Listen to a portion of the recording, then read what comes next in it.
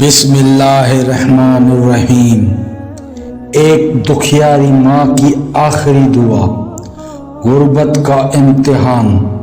ایک چھوٹے سے گاؤں میں ایک بیٹا زبیر اپنی بیمار ماں کے ساتھ رہتا تھا۔ ماں سلائی کا کام کر کے گھر چلاتی اور زبیر دن بھر مزدوری کرتا۔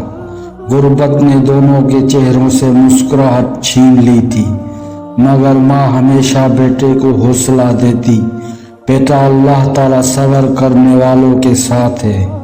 ایک دن ماں کی بیماری بڑھ گئی اور ڈاکٹر نے کہا کہ فوری علاج نہ ہوا تو دیر ہو جائے گی۔ شہر کا سفر۔ زبیر ماں کو علاج کے لیے شہر لے جانے کا فیصلہ کرتا ہے۔ اس کے پاس پیسے کم تھے۔ اس نے اپنا پسندیدہ بچپن کا کھلونا اور پرانا موبائل بیچ دیا۔ شہر پہنچ کر وہ ہسپتال کے باہر لائن میں کھڑا تھا کہ ایک امیر آدمی سے ٹکر ہو گئی۔ آدمی نے غصے سے کہا، تم غریب لوگ ہمیشہ مانگنے کے بہانے ڈھونڈتے پھرتے ہو۔ زبیر نے کچھ نہ کہا، بس ماں کا ہاتھ پکڑ کر آگے بڑھ گیا۔ آخری لمحے ڈاکٹر نے بتایا کہ آپریشن کے لیے بڑی رقم چاہیے۔ زبیر نے ہر دروازہ کھٹکھٹایا مگر کوئی مدد کو نہ آیا۔ ماں نے بیٹے کا چہرہ تھام کر کہا، بیٹا اگر علاج کے لیے قرض نہ ملے تو فکر نہ کر، میری دعا تیرے ساتھ ہے۔